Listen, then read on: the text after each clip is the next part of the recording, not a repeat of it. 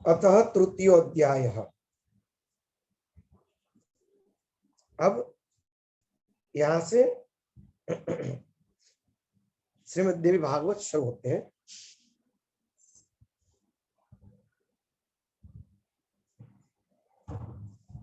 सुत जी ने कहा कि हे मुनीश्वर वृंद, सत्यवती सुत, वेद व्यास जी से मैंने जिस प्रकार तत्वपूर्वक पुराणों को सुना है उससे मैं आप लोगों को कहता हूं।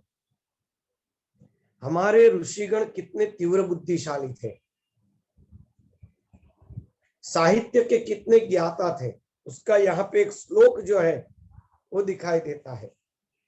सोचने जैसी वस्तु है। श्लोक में पढ़ता हूं। मद्वयम भद्वयम चैव बत्रयम वचतुष्टयम अनापलिंगम कुस्कानी पुराणानी पृथक पृथक। बहुत समझने जैसा श्लोक है। मद्वयम भद्वयम चैव ब्रकत्रयम। मद्वयम यानी म नाम वाले दो, भद्वयम ह नाम वाले दो पुराण, दो म से उच्चारण वाले, दो भ से उच्चारण वाले। बक्त्रयम तीन ब्र द्वारा उच्चारण वाले, और व चतुष्टयम चार व से उच्चारण वाले। 18 पुराण को एक ही श्लोक में कितना संक्षिप्त करके कह दिया। मद्वयम भद्वयम चैव ब्रत्रयम व चतुष्टयम, यानी कि म वाले दो मत्स्य और मार्कंडेय पुराण, मत्स्य पुराण और मार्कंडेय पुराण। भद वाले दो भविष्य पुराण और भागवत, श्रीमद् भागवत, ये दो। ब वाले तीन, और ब्रह्म पुराण, ब्रह्मांड पुराण और ब्रह्म वैवर्त पुराण, ये तीन ब्र के ऊपर।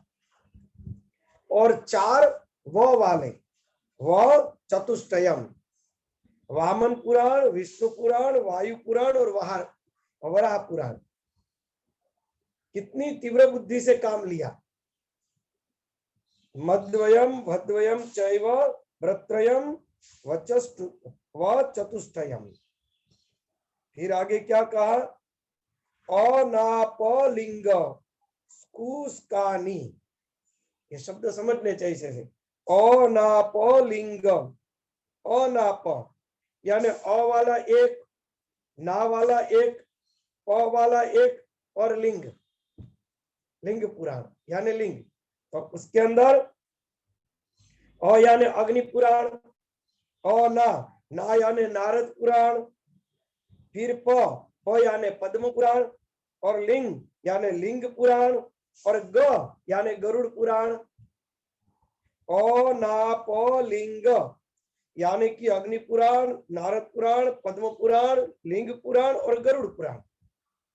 फिर कुस्कानी, कु यानी कुर्म पुराण, स्क यानी स्कंद पुराण, और नी, इस प्रकार से पुराणानी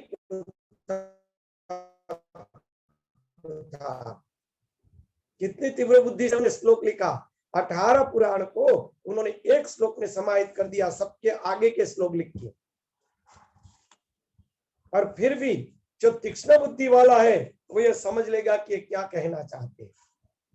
यानी इसके अंदर विवेक दिया है कि इतना समझने का जिसका विवेक है वह इन भागवत पुराण को समझने में समर्थ है। इसलिए उसकी शुरुआत में ही उन्होंने परीक्षा ले ली, पढ़ने वाले की परीक्षा ले ली, कि पढ़ने वाला इतना तो तीक्ष्ण होना ही चाहिए जो ये बात समझ सके। जैसे पहले जमाने में जमाता होते थे, फिर वो अपने ससुराल आते, तो ससुराल आते तो जमाई की परीक्षा ली जाती। हमारे यहाँ परीक्षा ऐसे लेते थे कि पूरे थाल है और उसके अंदर सब लिक्विड है और बीच में चावल रखते हैं। तो बुद्धिशाली होगा ना, वो बीच में चावल वहीं पड़ा रहेगा, वहीं रखेगा कटोरी के अंदर। जो बुद्धिशाली नहीं होगा ना, वो समझेगा कि भाई चावल तो अंत में खाना है ना, चावल की कटोरी बाहर रख देगा। फिर जमाता को चम्मच नहीं देते, पहले जमाने में तो चम्मच बहुत कम थी, हाथों से ही ऐसे डाल पीते थे,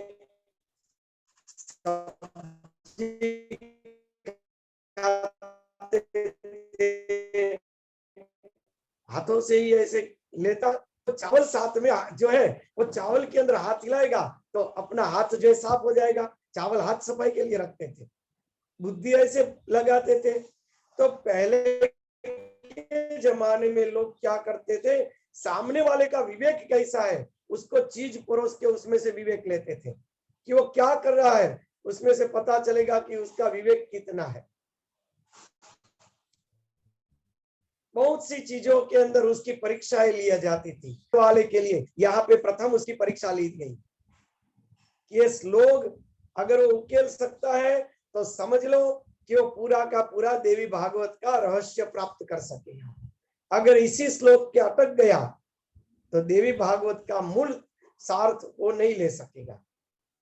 उसीलिए उसकी परीक्षा के रूप में उसको लिखा गया कि अब देखो हर पुराण के अगले अक्षर को लिखा, हर पुराण के, और इस तरह से उनकी परीक्षा ली।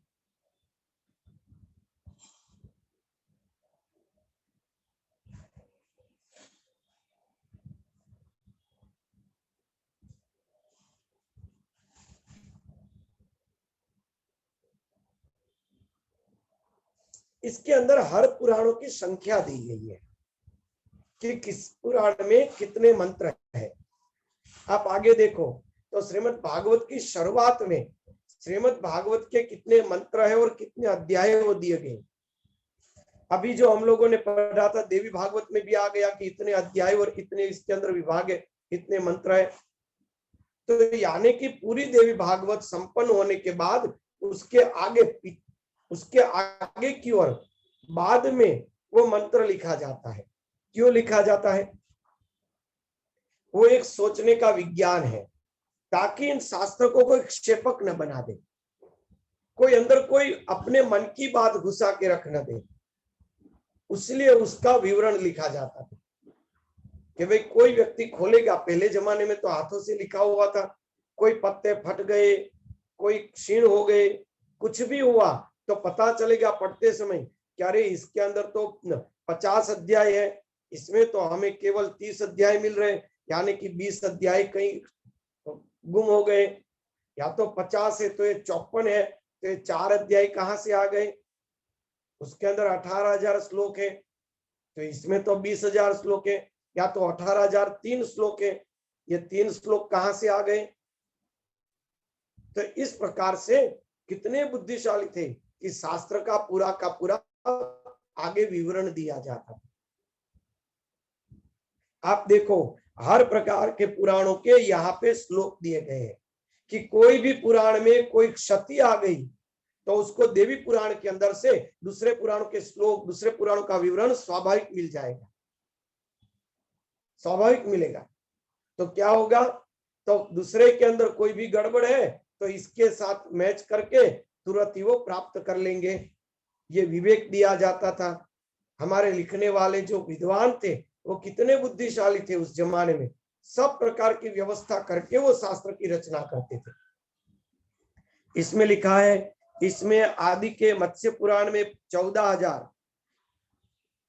अत्यंत अद्भुत मार्कंडेय पुराण के अंदर 9,000, भविष्य पुराण में 14,500 श्लोक संख्या तत्वदर्शी मुनियों ने बताई है। देखा, ये अलग अलग प्रकार के श्लोक की संख्या लिखी है। पवित्र भागवत पुराण में 18,000, ब्रह्म पुराण में 10,000 श्लोक है, ब्रह्मांड पुराण में 12,100 श्लोक है, और ब्रह्मवैवर्त पुराण के अंदर 18,000 श्लोक है। वामन पुराण में 10,000 तथा वायु पुराण में 24,600 श्लोक है। इस परम पवित्र विष्णु पुराण में 23,000, वराह पुराण में 24,000, अग्नि पुराण में 16,000 और नारद पुराण में 25,000 श्लोक कहे गए हैं। विशाल पद्म पुराण में 55,000 और लिंग पुराण में 11,000 श्लोक है। उसी प्रकार साक्षात भगवान के द्वारा कहे हुए गरुड़ पुराण में 19,000 श्लोक और कुर्म पुराण में 17,000 श्लोक है। परम पवित्र स्कंद पुराण में 81,000 श्लोक कहे गए। पाप रहित मुनियों, इस प्रकार मैंने पुराणों तथा श्लोकों की संख्या आपको विस्तार से बता दी। हे मुनिवरों, अब उप पुराणों की संख्या सुनिए। उनमें सर्वप्रथम है सनत कुमार, तत्पश्चात नरसिंह पुराण, नारदीय, शिव, दुर्वासा, कपिल, मनु, उष्णा, वरुण, कालिका, सांब, नंदी, सौर, पराशर, आदित्य, माहेश्वर, भागवत तथा 18वां वशिष्ठ, ये सब उपपुराण है, महात्माओं द्वारा बताए गए हैं।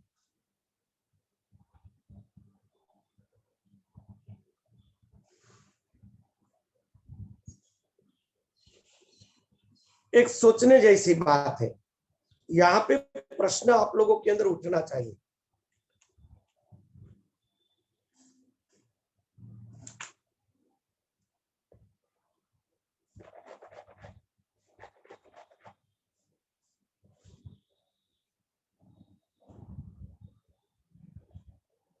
मैं उपपुराणों का नाम फिर से बोल रहा हूं और पुराणों का नाम भी फिर से बोल रहा हूं।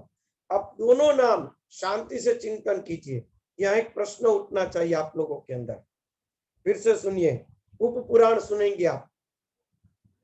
सनत कुमार, नृसिंह, नारदीय, शिव, दुर्वासा, कपिल, मनु, उष्णा, वरुण, कालिका, सांब, नंदी, सौर, पराशय, आदित्य, महेश्वर, भागवत तथा वशिष्ठ, यह 18 उप पुराण है। अब हम लोग पुराणों के नाम सुनेंगे। अब पुराणों के नाम सुनो। मत्स्य, मार्कंडेय, भविष्य, भागवत, ब्रह्म, ब्रह्मांड, ब्रह्म वैवर्त, वामन, विष्णु, वायु, वराह, अग्नि, नारद, पद्म, लिंग, गरुड़, कूर्म, स्कंद, ये 18 पुराण है। किसी को कोई चिंतन हुआ मैं जो नाम बोला उसके अंदर?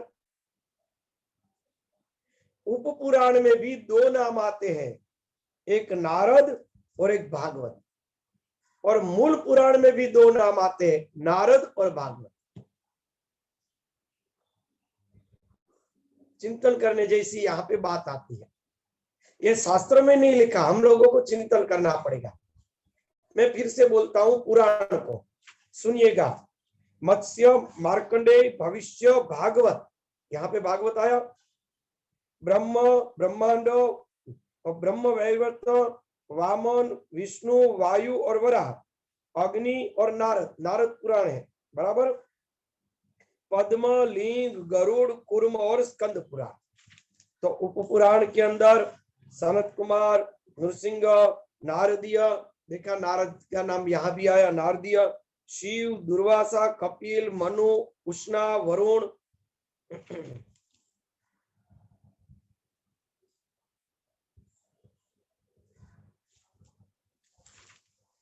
वरुण, कालिका, सांब, नंदी, सौर, पराशय, आदित्य, माहेश्वर, भागवत और वशिष्ठ।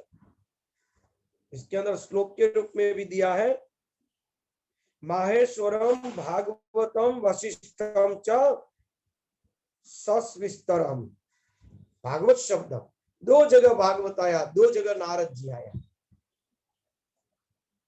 उप पुराण में भी नारद पुराण है, मूल पुराण में भी नारद पुराण है। उप पुराण में भी भागवत है, मूल पुराण में भी भागवत है। तो हमारे यहाँ 2 भागवत होने चाहिए ना, 2 भागवत। तो मूल पुराण कौन सा और उप पुराण कौन सा?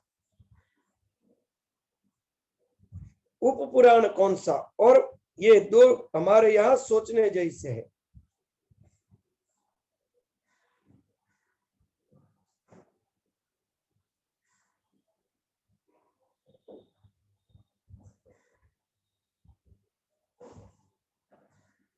आप देखो, भागवत जी लिखा था व्यास मुनि ने, वो भागवत उन्होंने पढ़ाया सुखदेव जी महाराज।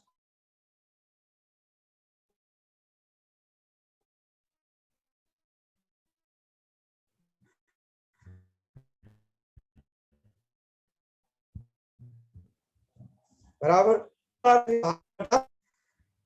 वो श्लोक टू परीक्षित जैसा प्रश्न पूछते गए, उस प्रकार से उस प्रश्न के जवाब में सुखदेव जी महाराज ने भागवत में लेकर उन्होंने उसके प्रश्नों का जवाब दिया, भागवत में से लेकर कि हाँ तुमने ये प्रश्न किया, श्रीमद् भागवत में यहाँ पर ये बात कही है, चलो तुम्हारे प्रश्न का ये जवाब है। तुमने ये बात कही, चलो श्रीमद् भागवत में ये बात यहाँ पर कही है, तुम्हें मैं कहता हूं।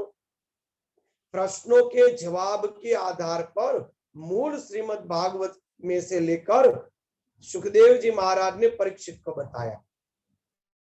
क्रम कैसे रहा? परीक्षित के प्रश्नों के जवाब के रूप में क्रम रहा है, मूल क्रम नहीं है। इसलिए हम लोग जो भागवत पुराण पढ़ते हैं उप पुराण है, मूल भागवत हमारे पास नहीं है। ये चिंतन करने जैसी बात है। भागवत पुराण और उप पुराण दो लिखे हैं, हम लोगों के पास उप पुराण है, यानी सुखदेव जी द्वारा परीक्षित के प्रश्नों के जवाब के रूप में दिया हुआ भागवत है। जो व्यास जी ने सुखदेव जी को पढ़ाया था वो भागवत नहीं है।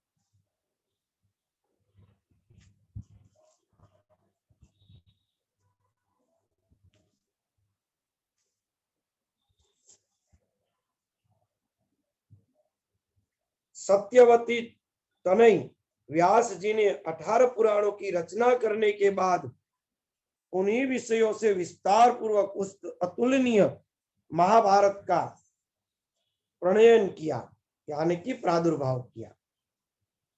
प्रत्येक द्वापर युग में भगवान वेदव्यास जी धर्म रक्षार्थ पुराणों की यथाविधि रचना करते हैं। इस शब्द के ऊपर ध्यान दीजिए, बड़ा चिंतन करने जैसा है। प्रत्येक द्वापर युग में भगवान वेद व्यास जी ही धर्म रक्षार्थ पुराणों की यथाविधि रचना करते हैं। हर द्वापर युग में, हर द्वापर युग, 4 युग हर बार आता है और हर द्वापर युग में अलग अलग व्यास मुनि प्रकट होते हैं और वह व्यास मुनि हर बार 18 प्रकार के पुराणों की रचना करते हैं। पुराणों की यथाविधि रचना, कोई बार 18 हो, कोई बार कम या ज्यादा भी हो सकता है, ये भी कहना चाहते हैं। जैसे देश काल परिस्थिति, जितना कली का प्रभाव, वो दिखेंगे कि द्वापर के बाद इस बार कलयुग का ऐसा प्रभाव रहेगा तो उस बार वैसे प्रकार के पुराण देंगे। जिस प्रकार की लोगों की मंद बुद्धि होगी उस प्रकार के वो पुराण देखे, वो हमारे शास्त्रों के अंदर हमारे जीवन को सुधारने का प्रयत्न करते हैं, धर्म की रक्षा के लिए। जब जब द्वापर युग आता है तब तब भगवान विष्णु ही व्यास के रूप में अवतरित होकर सर्वलोकितार्थ वेद के अनेक भेदों को भेद और उपभेद करके बताते हैं, वरना वेद एक ही है। उसके वेद और उपवेद प्रकार के विभाग व्यास भगवान हर बार द्वापर युग में करते हैं। सतयुग में 4 वेद नहीं है, बराबर। सतयुग में 4 वेद नहीं है, त्रेता में 4 वेद नहीं है, द्वापर में ही 4 वेद होते हैं और वेद के विभाग होते हैं। वेद के विभाग द्वापर और कलयुग में है, सतयुग में नहीं, त्रेता में नहीं, द्वापर और कलयुग में है। द्वापर के अंत में और कलयुग में, इन समय ही वेदों के विभाग होते हैं। असल में वेद एक ही रहता है, ब्रह्म ज्ञान। ब्रह्म ज्ञान को ही प्राधान्य माना जाता है। उस ब्रह्म ज्ञान को और जीवन शैली को व्यवस्थित प्रभाव करने के लिए, जीवन शैली को व्यवस्थित प्रभावित करने के लिए ये वेदों का विभाग किया गया। उसके बारे में थोड़ा चिंतन करते। चलो देखो उसका जवाब यह दिया है, विशेषकर कलयुग में ब्राह्मणों को अल्प आयु एवं अल्प बुद्धि जानकर वे युग युग में पवित्र पुराण संहिताओं का वर्णन करते हैं। स्त्रियों, शूद्र तथा भ्रष्ट द्विजातियों को वेद श्रवण का अधिकार नहीं है, इसलिए उनके कल्याण के लिए व्यास जी ने पुराणों की रचना की है। थोड़ा इसके ऊपर चिंतन करेंगे।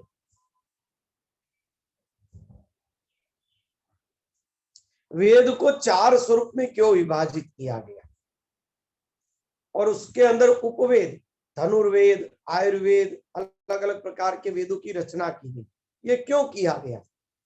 एक चिंतन होता है ना, जो आगे के युगों में नहीं था, बाद में क्यों आया?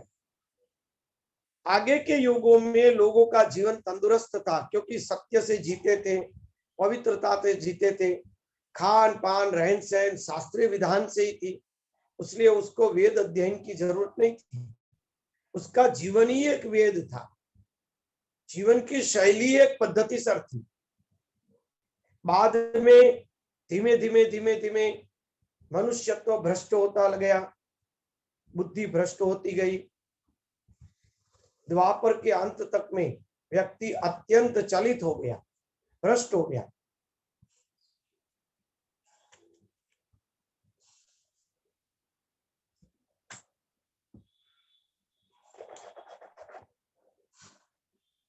तो ऐसे मंद बुद्धि जीवों को किस प्रकार से धर्म के रास्ते पर लाया जाएगा? आज लोग देखो कितने स्वच्छंद है, 5 मिनट में कहा हुआ अपना छोड़ देते हैं। 5 मिनट में कभी ये कहेगा, थोड़ी देर में व्यक्ति वो कुछ कहेगा। धर्म जैसी कोई व्यक्ति में चीज ही नहीं रही। आज कितना खराब युग आ गया। तो ऐसी हालत में व्यक्ति को धर्म की ओर ले कैसे जाएंगे? यज्ञ सृष्टि का विज्ञान है, यज्ञ से सृष्टि चलती है, तो इन लोगों को यज्ञ करवाए कैसे? प्रलोभन देना पड़ेगा। आप कहेंगे कि भाई सृष्टि को स्वच्छ करने के लिए यज्ञ करना पड़ेगा, तो आज के युग का आदमी क्या कहेगा? वो तो सरकार को करना हो तो करे, हमें क्या लेना देना। व्यक्ति कूड़ा भी बेफाम रास्ते में ऐसे फेंक देता है, वो अपना ही है, वो सोचने को तैयार नहीं।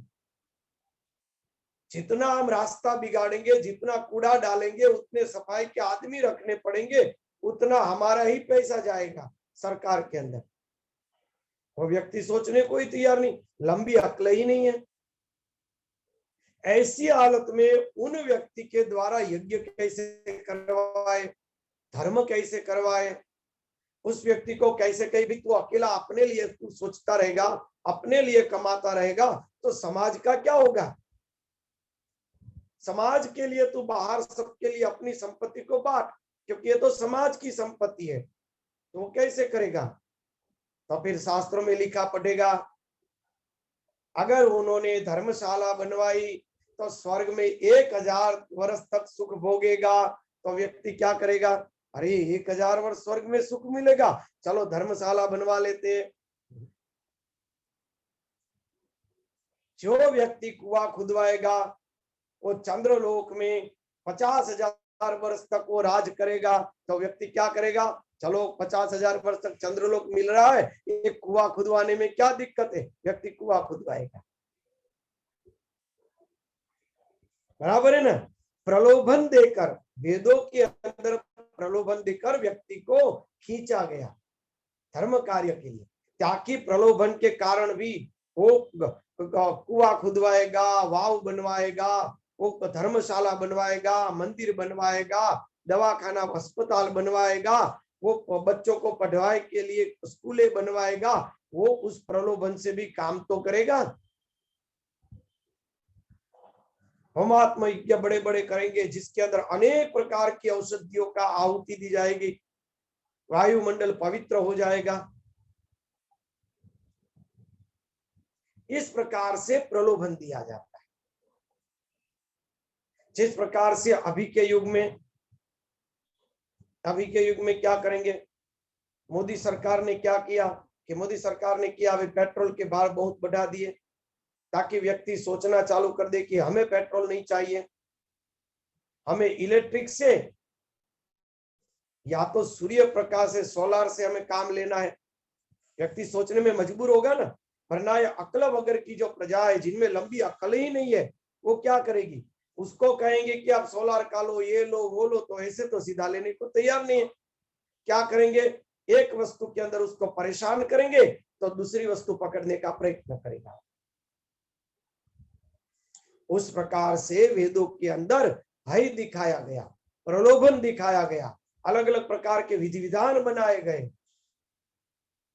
ताकि व्यक्ति प्रलोभन से खींचा जाए, प्रलोभन से खींच जाए और अच्छा काम करे, धर्म का काम करे। जो माता पिता की सेवा करेगा उसको महापुण्य प्राप्त होगा, तो उस बहाने भी अपने बुजुर्गों की मर्यादा तो रखेगा। आए हुए अतिथि का जो अनादर करेगा उसके पुण्य नष्ट हो जाते हैं, इसलिए आतिथ्य का सेवन करना चाहिए, आने वाले अतिथि का हमें सत्कार करना चाहिए। तो वो क्या करेगा? सोच के अरे भैया हमारे पुण्य नष्ट हो जाएंगे, उससे अच्छा है आने वाले को भी आदर दे दो। तो ये सब क्या हुआ? ये सब वेद की धर्म की मर्यादा वो द्वापर के अंत में खड़ी की गई, कलयुग के मंद बुद्धि को सिखाने के लिए। बाकी पहले के जमाने में व्यक्ति को बुद्धि थी इतनी, कभी बेचारा आया होगा, कोई काम से आया होगा, बैठा हो, उसके साथ व्यवस्थित व्यवहार करो, बराबर है ना? पहले के जमाने में वो बुद्धि थी, आज नहीं रही, उसीलिए करना पड़ता है। तो इस प्रकार से धर्म की मर्यादा द्वारा, वेद द्वारा धर्म की मर्यादाएं बनाई गई। कलयुग के अंदर व्यक्ति मांसाहारी होगा, दारू आदि व्यसनी होगा, क्या करेंगे? चिंतन करने लगे, हीन बुद्धि, राक्षसी बुद्धि का न हो जाए, उसलिए क्या किया गया? पशु बलि के यज्ञ बनाए गए। भाई तुम्हें खाना ही है, खाने की जरूरत है, युद्ध वगैरह करना है क्षत्रियों को, तो क्षत्रिय क्या करेगा? पशु की बलि का यज्ञ करेगा, फिर वो पशु अपना खाएगा, ताकि वो रजोगुण उत्पन्न करने के लिए पशु भी खा रहा है, बलि भी दे रहा है, फिर भी उसको पाप नहीं लगेगा, क्योंकि उन्होंने तो देवों के लिए बनाया था, देवों के लिए यज्ञ किया था, तो उसको पाप नहीं लगेगा, क्योंकि वो क्षत्रिय है, उसको करना पड़ेगा। तो ये सब चीजें वेदों के अंदर इस प्रकार से स्थापित की गई, अनेक प्रकार से।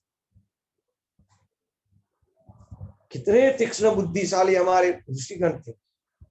और द्वापर के अंत में वेदों को 4 भाग में और बाद में अनेक उपवेद के रूप में विभाजित किए गए, और उसके द्वारा उसको भी न समझने वाले व्यक्तियों के लिए, जो क्षुद्र अल्प बुद्धि है, ऐसे व्यक्तियों के लिए उन्होंने 18 पुराण प्रकट किए।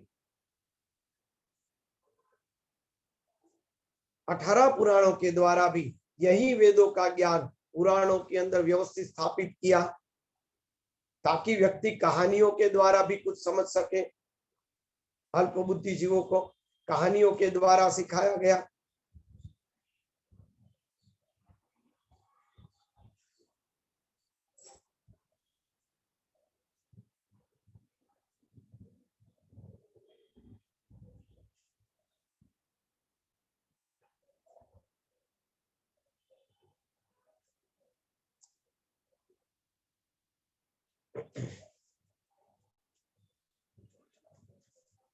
इस प्रकार से वेदों और पुराणों की रचना अल्प बुद्धि जीव को समझाने के लिए बनाई गई, ताकि वो समझे कि हमारे कैसे जीवन होना चाहिए, कैसे जीवन जीना चाहिए।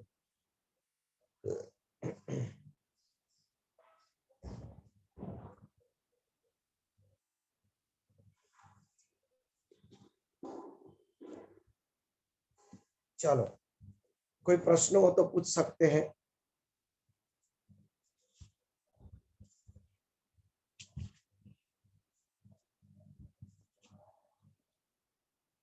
कोई प्रश्न है? स्वामी जी उप पुराणों की संख्या कितनी बताई आपने? उप पुराणों भी 18 संख्या है। वो भी 18 है और वो भी 18 है, दोनों 18 है। आपने जैसे बताया कि भागवत 2 है, तो इसमें भी भागवत में भी बार बार कहते हैं ना कि जैसे सूत जी और शौनक जी का चलता है चर्चा, और फिर कहते हैं पहले ऐसा बताया था, यानी वो उसमें से लेकर के बता रहे हैं, इसीलिए कह रहे हैं। हाँ, इसलिए वो उप पुराण हो गया। मूल पुराण जो लिखे थे, उस पुराणों में से नए पुराण जो बाद में बनाए गए, उसको उप पुराण कहा जाता है। पुराणों के सिवा, पुराणों जैसा ही धर्म वाला, उसको उप पुराण कहा जाता है।